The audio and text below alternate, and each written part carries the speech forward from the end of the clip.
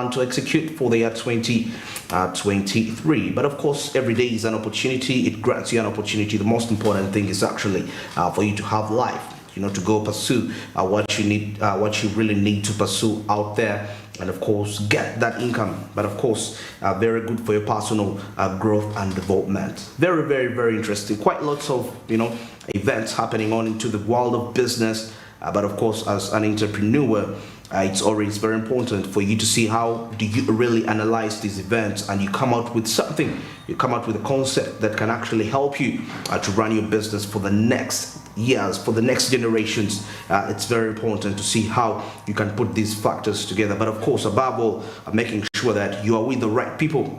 Since you are the vision bearer, it's very important. So as every day goes by, of course, we get to learn new things. Quite, of course, happening in the global economy and Uganda at large. And of course, not ignoring the African continent at the same time. But of course, it's wisdom for you to understand how you can use each of those events for your own advantage as an entrepreneur. Of course, not really undermining what really transpires into other countries. But of course, let's start with the update. And of course, here we are looking at URA sensitizing people into the real estate industry about the rental tax. Let's review this. I'll be right back. When we talk about rent, this is any payment including a premium or like amount made as a consideration for use or occupation of the right to use or occupy land and building. That is basically what we look at. A tenant is that person who occupies another person's property for a consideration. And once there is a consideration, that is where we come in, because we are very clear there is income. Definitely in these transactions we expect a landlord to some extent, and this is the person who lets out this immovable property. I insist immovable, because that's where the definition of rental income goes. They rent it out to another person who is a tenant for a consideration. Our story starts there.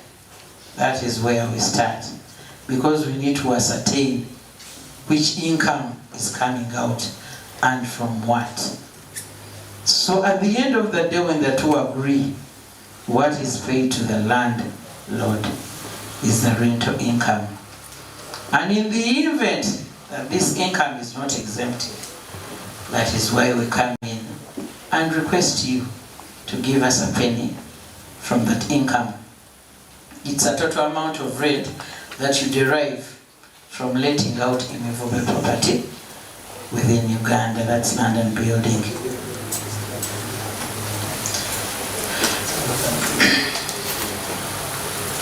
So we have definitions of rental tax. These are premised in section 5 of the Income Tax Act, Cap 340.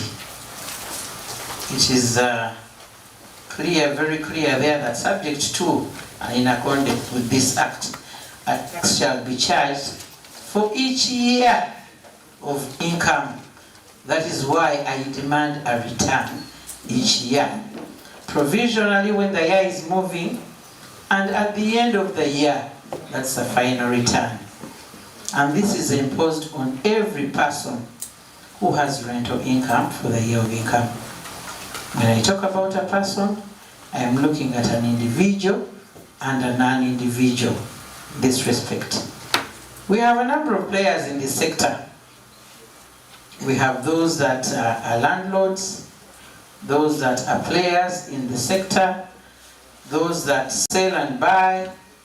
We have the surveyors, the engineers, the architects, the lawyers, and probably others who provide services to you. So that is why we need to understand the sector more, to know who earns from who and how much probably. Normally when we speak about rental income tax, normally there is a thinking that there is a double taxation somewhere. When I come for rental income tax, and our colleagues in KCCA come for property tax, that is where the controversy is. because it is coming from the same property within the same year. So that is why I have those definitions.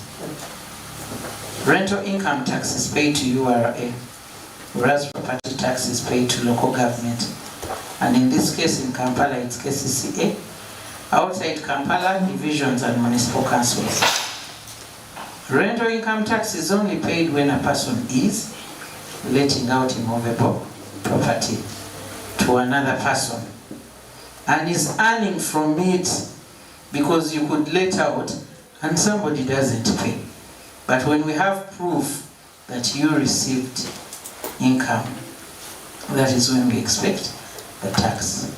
Whereas property tax is paid by a landlord for a commercial building, excluding residentials, as long as it is occupied, and it does not matter even if it's a landlord occupying it. Here, this statement is very clear. When I say excluding residential, if the purpose you've put it to is residential, you sleep in it and there is no income generated from it, that is what my statement means. It doesn't mean that when you have a tenant who sleeps in it, then it doesn't qualify. So I needed to be very clear. And at the end of the day, Uganda Revenue Authority, while you're computing income tax in your return, what you have paid as property tax is an allowable expense.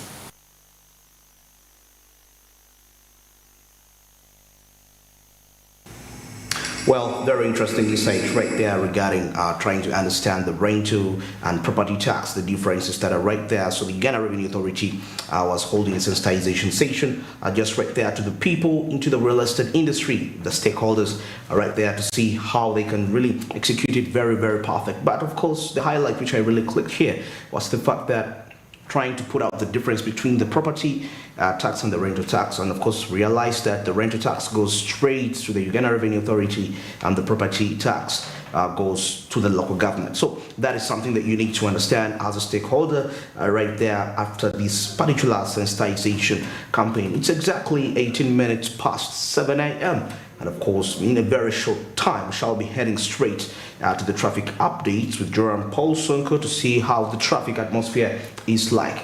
Okay, now before we get there, let's just have a brief review regarding here the price. I have the new vision with me here to see what is really making business headlines here. And now, of course, we see the aspect that government suspends district land boards. Well, we shall be reviewing that. That's on page 3. But of course, before we get there, we still see the Green School Project tips. That's on climate change. And of course, get to remember that the aspect of climate change is a personal responsibility for every individual right there. And this is something that needs, of course, different people to put together minds to see how best that we can, of course, reduce on the climate and the climate destruction, and of course, seeing how we can preserve the natural resources just right there.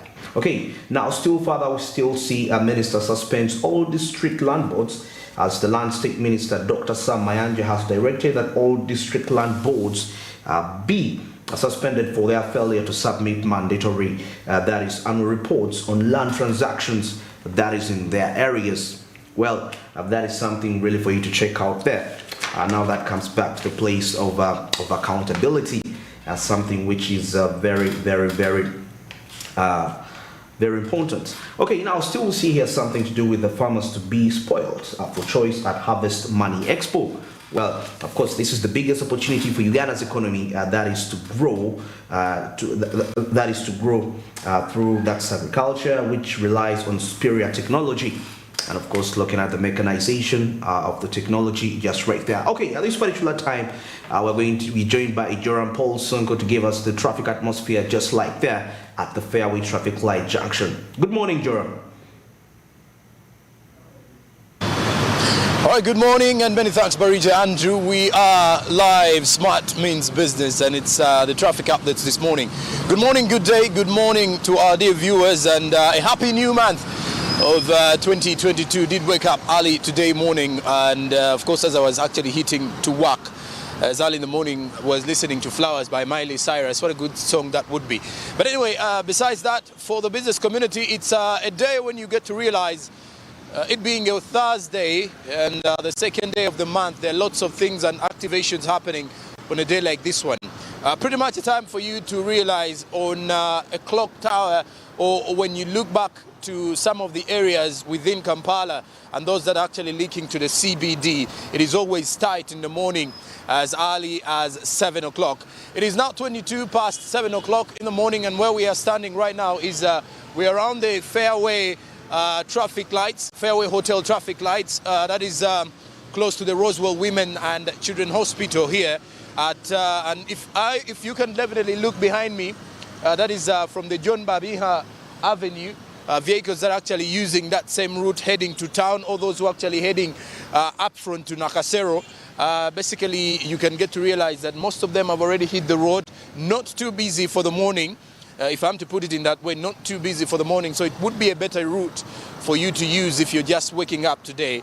And it's just like just clicking to a half power, that is half past, but you get to realize that for now, even though we have less deployment of traffic officers, and by the notice of things, we are literally having no traffic officer on ground, but just because the traffic lights are working very efficiently, and of course the working community and the business community has already woken up to hit another business day. So should you think of the same as well as an individual right now if you are to kickstart off your business day. Now, if you have to look the other side, that is coming in from the Mulago side, for those who are actually using that same route coming in from Mulago, that means these are people actually coming in from Gayaza, Mperere side, people coming in from Mulago, Wandege, and using the exact route linking to Nile Avenue.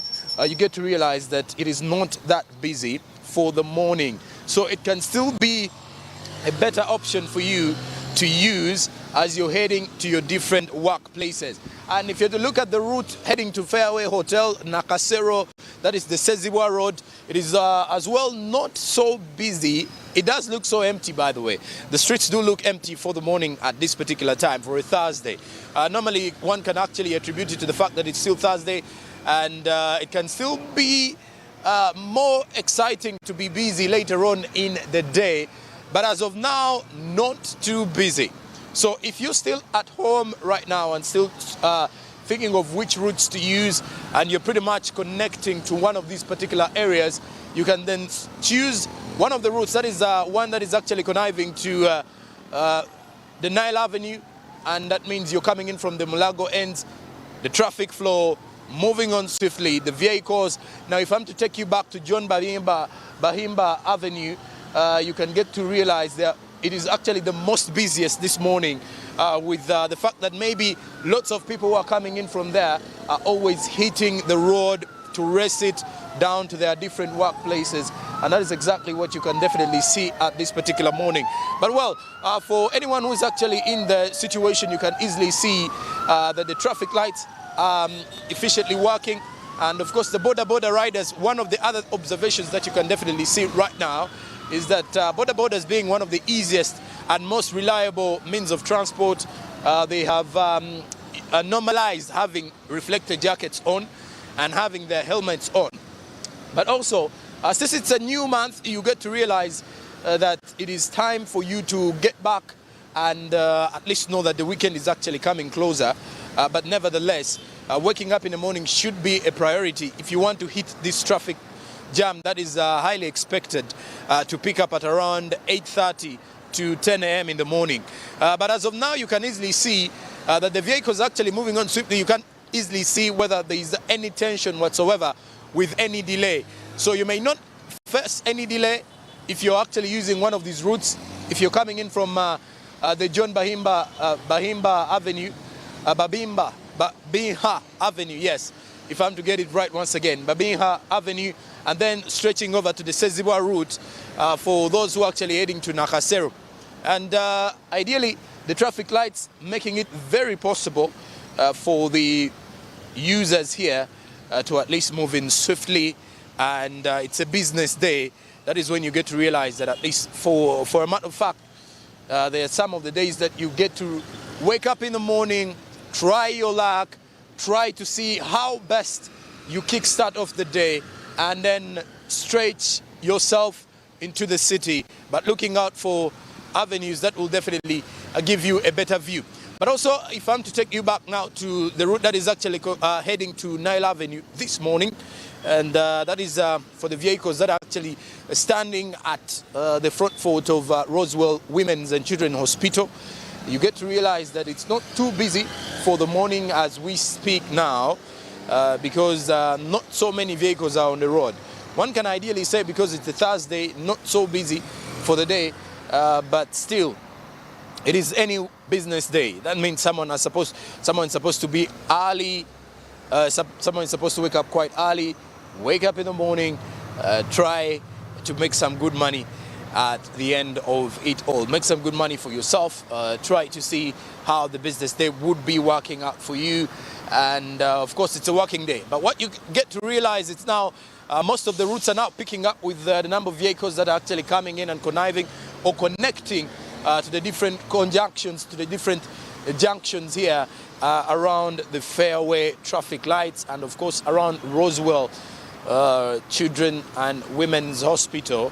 And then for those who are actually heading to the Acacia Road as well, you get to see that it's only the vehicles that are actually coming in from the Acacia Road. Now I'm definitely getting back to Barija Andrew this particular morning to at least take you through the next part of the programming today, which includes Karibu East Africa and the SMB International Athletes. As for me, right now it is actually picking up. You get to realize the traffic lights are now letting the vehicles that are actually coming in from the Nile Avenue to actually head to Mulago. For all who are still watching Smart Means Business, keep it here. I'm Joram Postonko. We'll be linking up later on with Barija Andrew. As of now, it's a good morning. Thank you very much, Joram. That's very, very interesting insight right there. And of course, at the Fairway junction, just right there, observing the traffic atmosphere. But of course, generally, it's quite, it seems a very calm place as of now. For those that are, of course, using those particular routes that connect to that junction. And of course, it will be right for you to use that route. Well, it's exactly 7:28 a.m. Let's get into a short commercial break. More insights return.